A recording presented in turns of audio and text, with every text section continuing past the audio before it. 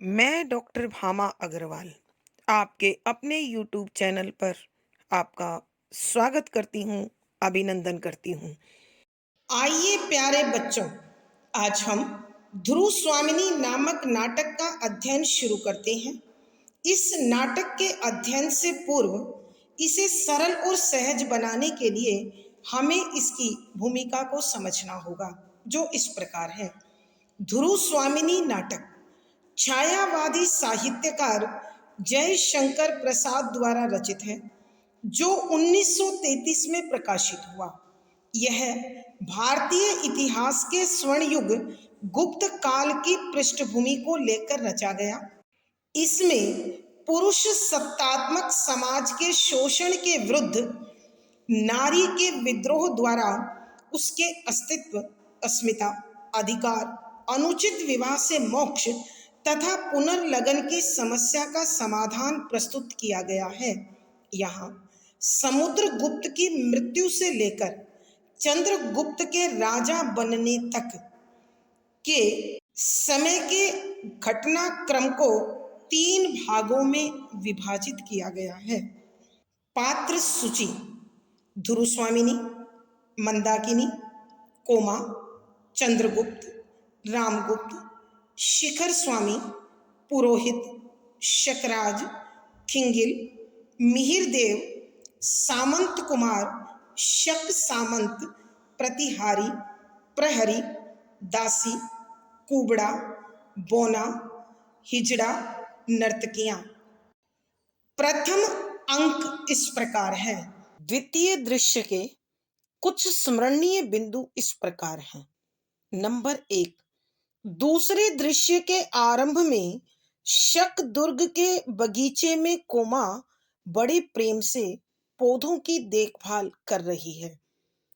Number 2, coma अपने हृदय में समाये शकराज के प्रेम से पुलकित यौवन को बसंत का उत्सव मानती है और अपने मनोभाव एक गीत के रूप में व्यक्त करती है।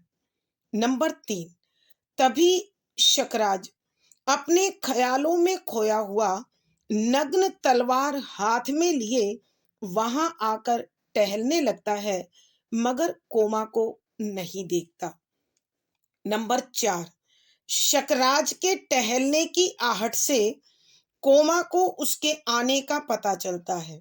नंबर 5, जहां कोमा शकराज से अनन्य प्रेम करती है, वहां शकराज उसे विलास की सहचरी मानता है और वाग्दत्ता कहकर फुसलाई रखता है। नंबर 6, शकराज खिंगिल के न आने से चिंतित है, अतः कोमा से मदिरा मांगता है। नंबर 7, तभी खिंगिल आकर रामगुप्त द्वारा शर्तों के मानने की सूचना देता है। नंबर 8, शर्तों की स्वीकृति से प्रसन्न शकराज शक सामंतों के साथ अत्यधिक मदिरा और नृत्य के साथ विजय उत्सव मनाता है। नंबर 9, रात्रि बढ़ने के साथ साथ ध्रुव स्वामिनी के लिए शकराज की बेचैनी बढ़ने लगती है। नंबर 10, तभी खिंगिल दुर्ग तोरण में शिविकाएं अर्थात पालकियां आने की सूचना देता है। नंबर 11, खिंगिल शकराज से ध्रुव स्वामिनी की एकांत में मिलने की इच्छा के विषय में बताता है। नंबर 12, शकराज ध्रुव स्वामिनी का मजाक उड़ाते हुए उसकी इच्छा स्वीकार कर एकांत में मिलने को राजी हो जाता है। नंबर 13, कोमा शकराज को समझाते हुए कहती है कि आज तुम एक स्त्री को अपने पति से विच्छिन्न कराकर अपने गर्व की तृप्ति के लिए कैसा अनर्थ कर रहे हो और नाराज होती है। नंबर 14, शकराज इस दुष्कर्म को राजनीतिक प्रतिशोध कहकर टालता है। नंबर 15, शकराज कोमा के इस वार्ता के समय आचार्य मिहिरदेव आ जाते हैं और वह इस दुष्कर्म को अनुचित ठहराते हैं। नंबर 16, कामुक शकराज उनकी अवहेलना करता है तो वो जाने लगते हैं। नंबर 17, उसी समय आकाश में विचरते नील लोहित धूमकेतु को देखकर अमंगल की सूचना देते हैं। नंबर 18, ध्रुव स्वामिनी के वेश में चंद्रगुप्त और ध्रुव स्वामिनी शकराज के समक्ष असली ध्रुव स्वामिनी होने का नकली दावा कर उसे भ्रमित करते हैं। नंबर 19, तभी चंद्रगुप्त असली वेश में आकर शकराज को द्वंद्व युद्ध के लिए ललकारता है। नंबर 20, शकराज मारा जाता है तभी मगध सामंत किले पर अधिकार कर लेते हैं। नंबर 21, सभी ध्रुव स्वामिनी की जय हो के नारों के साथ दुर्ग में प्रवेश करते हैं और पर्दा गिरता है। आइए प्यारे बच्चों, अब हम इस दूसरे अंक के पदों की व्याख्या के द्वारा इसकी विषय वस्तु को समझने की कोशिश करते हैं।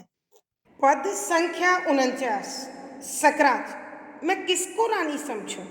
रूप का ऐसा तीव्र आलोक नहीं, मैंने कभी नहीं देखा था। इसमें कौन ध्रुव स्वामिनी है? ध्रुव स्वामिनी आगे बढ़कर, यह मैं आ गई हूं। चंद्रगुप्त हंसकर, शकराज को तुम धोखा नहीं दे सकती हो।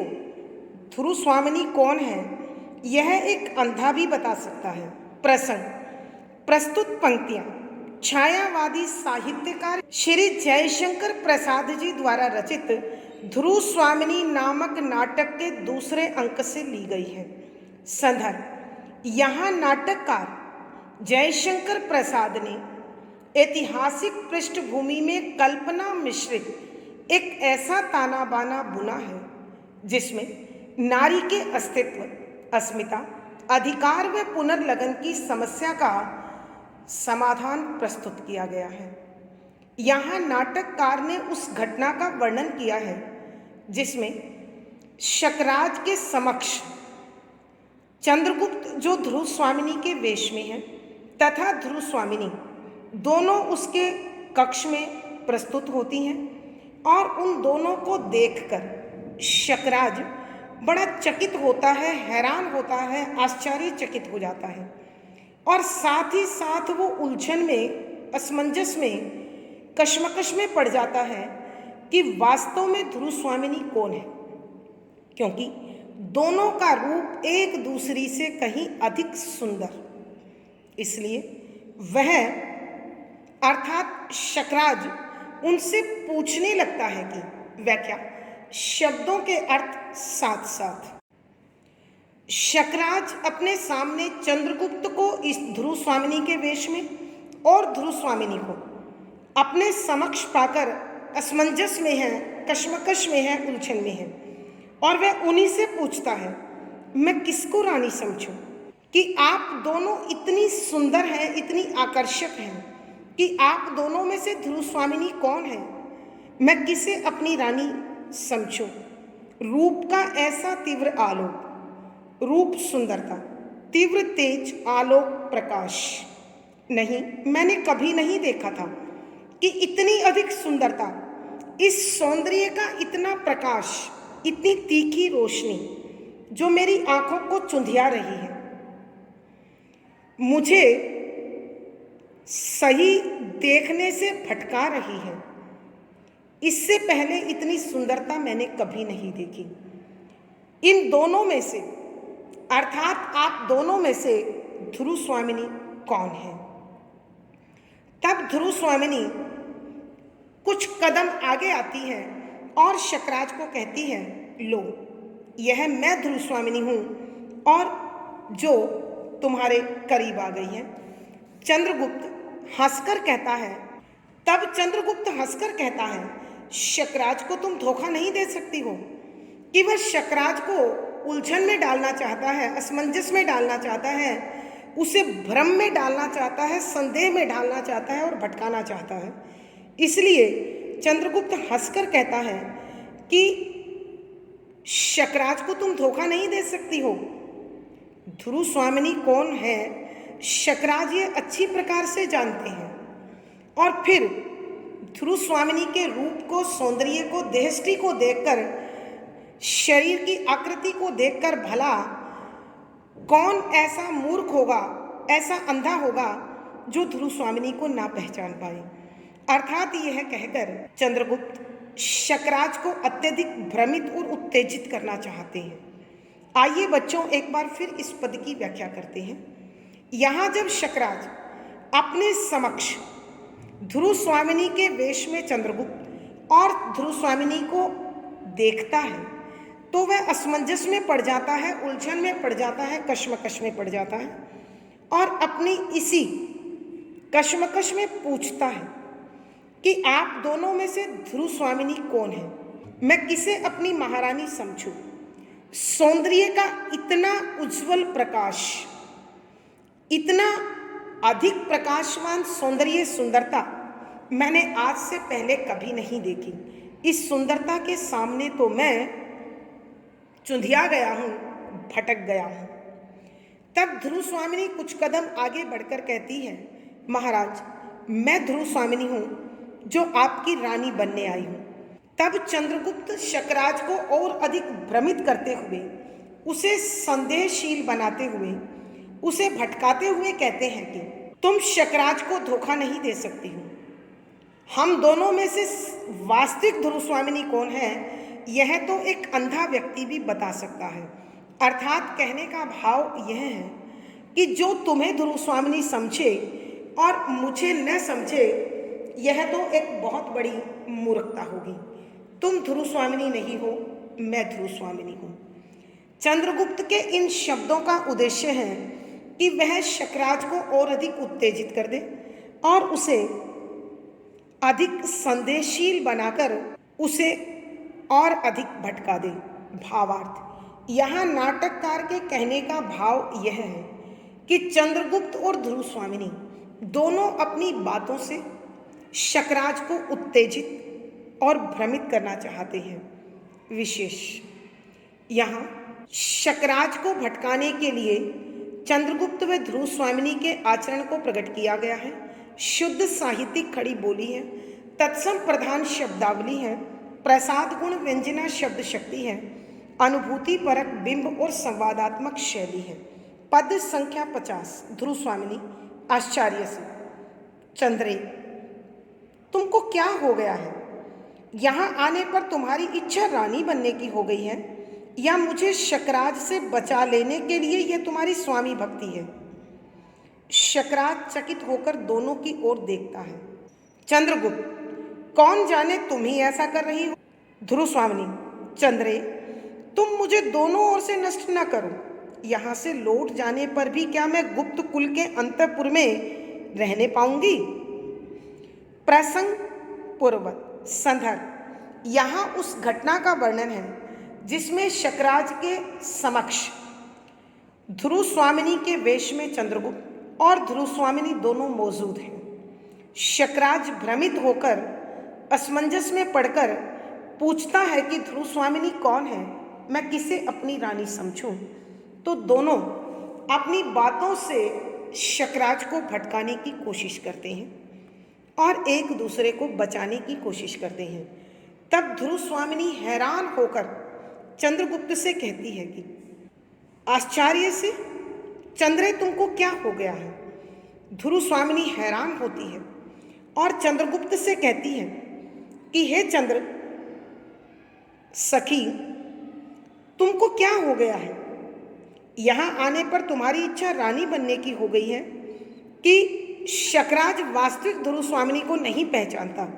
क्या तुम इसका फायदा उठाकर शकराज की महारानी बनना चाहती हो, अथवा शकराज से मुझे बचाने के लिए अपनी स्वामी भक्ति का परिचय देते हुए खुद अपना बलिदान देना चाहती हो? हे चंद्र सखी, मैं तुम्हारे इस व्यवहार को, तुम्हारे इस आचरण को, तुम्हारे इस कपट को और इसके उद्देश्य को ठीक प्रकार से नहीं समझ पा रही हूँ। और शकराज इस प्रकार उनकी बात सुनकर और अधिक आश्चर्यचकित होकर दोनों की ओर बड़ी उलझन भरी दृष्टि में देखता है। तब चंद्रगुप्त ध्रुव स्वामिनी से कहता है कि इस सच को कौन जानता है? हो सकता है जो बात तुम मुझे कह रही हो वो तुम कर रही हो, कि तुम जो कि मेरी दासी हो शकराज की महारानी बनने का सपना संजोए हुए हो, अथवा अपने स्वामी भक्ति का परिचय देकर मुझे शकराज से बचाना चाहती हो। ध्रुव स्वामिनी फिर चंद्रगुप्त से कहती है कि चंद्रे, तुम मुझे दोनों ओर से नष्ट ना करो, कि हे चंद्र सखी, तुम मेरा भविष्य दोनों ओर से समाप्त मत करो, कि मैं गुप्त वंश से शकराज की महारानी बनने के लिए यहाँ पर आई हूँ, और कहीं ऐसा ना हो कि शकराज भ्रम में आकर, संदेह में आकर मुझे छोड़कर तुम्हें रानी बना ले। और यदि हे सखी मैं यहाँ से वापस गुप्त साम्राज्य चली भी गई तो क्या गुप्त साम्राज्य में मेरे लिए कोई स्थान होगा? क्या गुप्त कुल का राजमहल मुझे अपनाएगा? अर्थात वह इस प्रकार की आत्मीय बातें कर शकराज को और अधिक भ्रमित कर देना चाहते हैं। आइए बच्चों, हम एक बार फिर इस पद की व्याख्या करते हैं। यहाँ ध्रुव स्वामिनी हैरान होकर चंद्रगुप्त से कहने लगती है कि हे चंद्रे, यह तुमको क्या हो गया है? क्या इस शक दुर्ग में आकर महाराज वास्तविक ध्रुव स्वामिनी को नहीं पहचानते हैं, इसलिए कहीं तुम्हारी इच्छा शकराज की महारानी बनने की तो नहीं हो गई? या फिर मुझे ऐसा भी लगता है कि तुम मुझे शकराज से बचाने के लिए अपनी स्वामी भक्ति का परिचय देते हुए आत्मोत्सर्ग करना चाहती हो, अपना त्याग कर मेरी रक्षा करना चाहती हो। तब शकराज हैरान होकर दोनों को बड़ी उलझन भरी दृष्टि से देखता है। तब चंद्रगुप्त ध्रुव स्वामिनी को कहने लगता है कि इस सत्य को कौन जानता है? हो सकता है कि तुम ही ऐसा कर रही हो जो मेरे लिए कह रही हो, कि तुम या तो शकराज की महारानी का सम्मान पाना चाहती हो, अथवा अपनी स्वामी भक्ति का परिचय दे मुझे बचाना चाहती हो। तब ध्रुव स्वामिनी चंद्रगुप्त से कहने लगी कि हे चंद्रे, तुम अपना इस प्रकार का आचरण कर मुझे दोनों ओर से समाप्त मत करो। अगर तुम महारानी बन गई और शकराज के पास रह गए तो मैं कहाँ जाऊंगी? और यदि यहाँ से लौटकर मैं गुप्त साम्राज्य में वापस गई तो गुप्त कुल के राजमहल में मेरे लिए कोई स्थान नहीं होगा। अर्थात कहने का भाव यह है कि अगर शकराज भी मुझे नहीं अपनाते हैं तो मैं भला कहाँ जाऊंगी, मेरा क्या होगा? यह नाटककार के कहने का भाव यह है कि चंद्रगुप्त और ध्रुव स्वामिनी अपने इस आचरण के द्वारा शकराज को और अधिक भ्रमित कर, संदेह में डालकर उसका लाभ उठाना चाहते हैं, उसकी शक्ति कमजोर करना चाहते हैं। विशेष यहाँ चंद्रगुप्त और ध्रुव स्वामिनी अपनी बातों से शकराज के मनोबल को कमजोर करना चाहते हैं। शुद्ध साहित्यिक खड़ी बोली है, तत्सम प्रधान शब्दावली है, प्रसाद गुण व्यंजना शब्द शक्ति है, अनुभूति परक बिंब और संवादात्मक शैली का प्रयोग हुआ है। पद संख्या 51। चंद्रगुप्त, चंद्रे कहकर मुझको पुकारने से तुम्हारा क्या तात्पर्य है? यह अच्छा झगड़ा फैलाया, इसलिए मैंने एकांत में मिलने की प्रार्थना की थी। ध्रुव स्वामिनी, तो क्या मैं यहां भी चली जाऊंगी?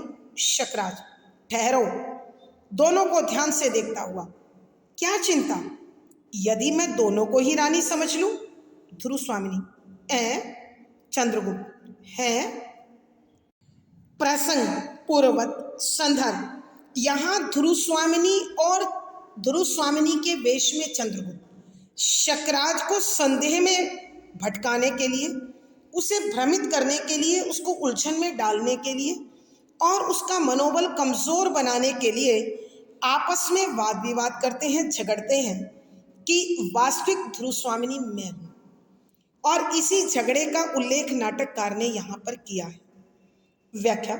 शब्दों के अर्थ साथ साथ यहां चंद्रगुप्त ध्रुव स्वामिनी के इस प्रकार की बात करने पर कहता है कि चंद्रे कहकर मुझको पुकारने से तुम्हारा क्या तात्पर्य है, कि मैं ध्रुव स्वामिनी हूं, तुम मुझे बार बार चंद्रे क्यों कह रही हो?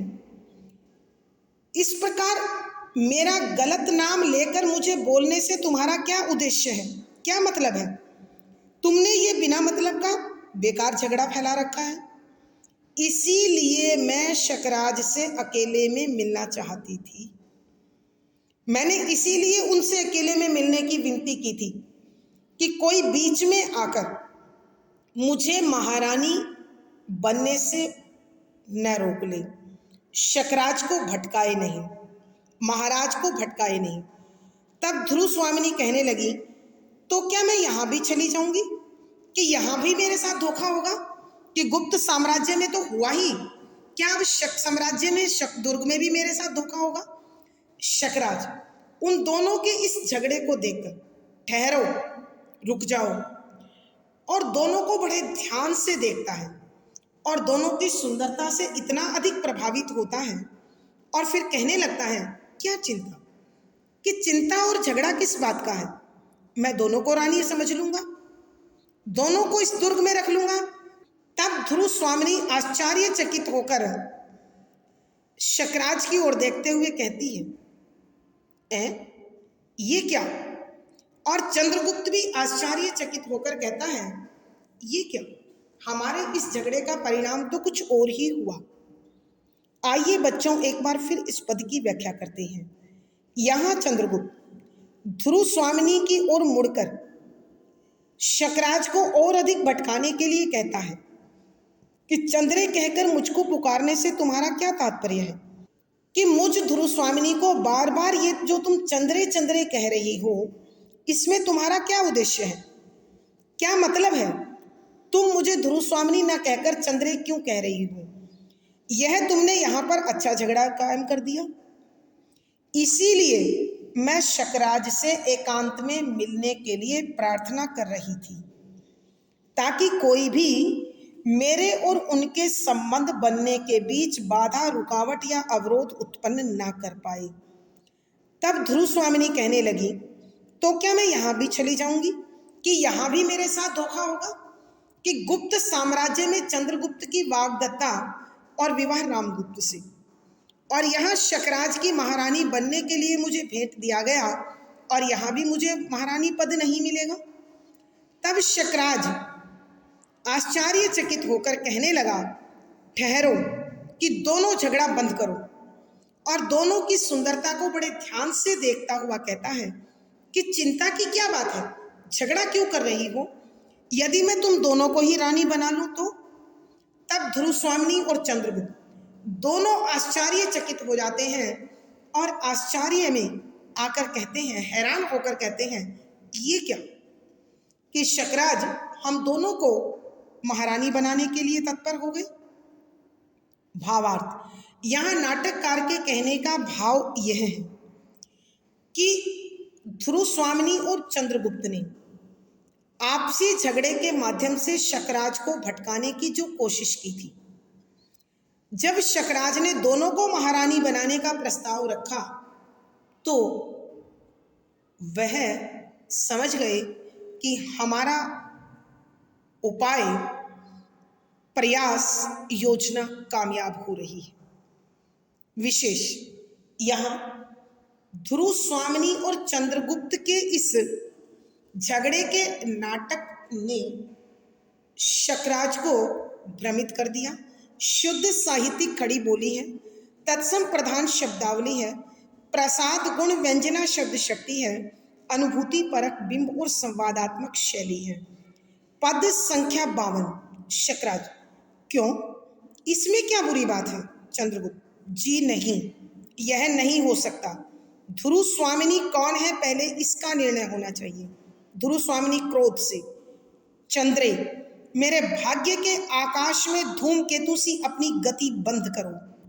प्रसंग पूर्वक संदर्भ, यहाँ उस घटना का वर्णन है जिसमें शकराज के कक्ष में ध्रुव स्वामिनी के वेश में चंद्रगुप्त और ध्रुव स्वामिनी दोनों मौजूद हैं और दोनों वास्तविक ध्रुव स्वामिनी होने का दावा करते हुए झूठे झगड़े का नाटक कर रही हैं ताकि शकराज भ्रमित हो जाए और उलझन में वह कोई ऐसा कदम उठाए जिससे उसका अंत किया जा सके। और इसी नाटक में नाटककार लिखते हैं कि व्याख्या, शब्दों के अर्थ आवश्यकता के अनुसार। यहाँ दोनों को इस प्रकार वास्तविक ध्रुव स्वामिनी मानने के लिए झगड़ता हुआ देखकर शकराज कहता है कि मैं दोनों को ही महारानी बना लूंगा। और जब वो दोनों आश्चर्यचकित होकर कहते हैं कि ऐसा नहीं हो सकता, तब शकराज पूछता है क्यों, इसमें क्या बुरी बात है, कि इसमें बुराई क्या है कि दोनों मेरे दुर्ग में महारानी बनकर रहो। फिर चंद्रगुप्त कहने लगा, जी नहीं, यह नहीं हो सकता, कि ऐसा कभी नहीं हो सकता। आपने ध्रुव स्वामिनी की मांग की थी, पहले आपको इस बात का निर्णय करना होगा, वास्तविक ध्रुव स्वामिनी को पहचानना होगा कि वास्तव में ध्रुव स्वामिनी कौन है। तब ध्रुव स्वामिनी क्रोधित हो जाती है और क्रोध में, क्योंकि ध्रुव स्वामिनी को भय है, डर लगा हुआ है, कहीं ऐसा ना हो कि शकराज किसी ऐसी चाल का इस्तेमाल करे जिससे चंद्रगुप्त को कोई नुकसान हो जाए, इसलिए वो क्रोधित हो जाती है और क्रोध में कहती है, चंद्रे, मेरे भाग्य के आकाश में धूमकेतु सी अपनी गति बंद करो। कि हे चंद्र, तुम मेरे भाग्य रूपी आकाश में ये हमेशा धूमकेतु की भांति क्यों छाए रहते हो, कि मुझे कहीं भी सुख चैन से शांति से क्यों नहीं जीने देते हो। अर्थात कहने का भाव यह है कि गुप्त साम्राज्य में तुम्हारे सपने, महारानी बनने के बाद हृदय में तुम्हारा छिपा हुआ प्यार और यहाँ भी तुम्हारी उपस्थिति मेरे लिए इसी प्रकार मन को विचलित कर रही है, डगमगा रही है, भ्रमित कर रही है। आइए बच्चों एक बार फिर इस पद की व्याख्या करते हैं। यहाँ जब शकराज ध्रुव स्वामिनी और ध्रुव स्वामिनी के वेश में उपस्थित चंद्रगुप्त, यहाँ जब शकराज दोनों को महारानी बनाने की बात करता है तो ध्रुव स्वामिनी के वेश में चंद्रगुप्त और ध्रुव स्वामिनी दोनों आश्चर्यचकित होकर यह क्या बोलते हैं, तो शकराज कहता है, इसमें क्या बुरी बात है, तुम दोनों महारानी बनकर शकदुर्ग में रहो। तब चंद्रगुप्त कहने लगा, जी नहीं, ऐसा कभी नहीं हो सकता, क्योंकि आपने गुप्त साम्राज्य से केवल ध्रुव स्वामिनी की मांग अपने लिए की थी। तो सबसे पहले ध्रुव स्वामिनी कौन है, वास्तव में ध्रुव स्वामिनी कौन है, यह पहचानना होगा, इसका निर्णय होगा और फिर आप ध्रुव स्वामिनी का वर्ण कर सकते हो। तब ध्रुव स्वामिनी क्रोध के साथ कहने लगी, चंद्र, तुम मेरे भाग्य रूपी आकाश में धूमकेतु की भांति छाए रहना बंद करो, मेरे मन को चिंता और तनाव में भटकाना बंद करो। अर्थात कहने का भाव यह है कि आरंभ में जब मैं तुम्हारी वाग्दत्ता थी तो तुमने अपने सपनों से, जब मैं रामगुप्त की महादेवी बनी तो तुम मेरे हृदय में मोह बनकर, और यहाँ शकराज के दुर्ग में मेरे साथ मेरी चिंता का कारण बनकर क्यों मेरे साथ साथ चल रही हो। भावार्थ, यहाँ नाटककार के कहने का भाव यह है कि ध्रुव स्वामिनी अपने प्रणय को प्रकट करते हुए चंद्रगुप्त को सुरक्षित बचा लेना चाहती है। विशेष, यहाँ ध्रुव स्वामिनी और चंद्रगुप्त के आपसी स्नेह संबंध के भाव उजागर हो रहे हैं। शुद्ध साहित्यिक खड़ी बोली है, तत्सम प्रधान शब्दावली, प्रसाद गुण, व्यंजना शब्द शक्ति है। यहाँ अनुभूति परक बिंब और संवादात्मक शैली है। आज की कक्षा में प्यारे बच्चों इतना ही। अगली वीडियो में फिर मुलाकात होगी। पिछली वीडियो का लिंक डिस्क्रिप्शन बॉक्स में मिल जाएगा। आशा है पढ़ा गया विषय आपको समझ में आया होगा। अपने भाव व विचार कमेंट बॉक्स में लिखें। वीडियो को लाइक करें, शेयर करें और चैनल सब्सक्राइब करें। आपका दिन और जीवन मंगलमय हो, इसी शुभकामना के साथ आभार, धन्यवाद।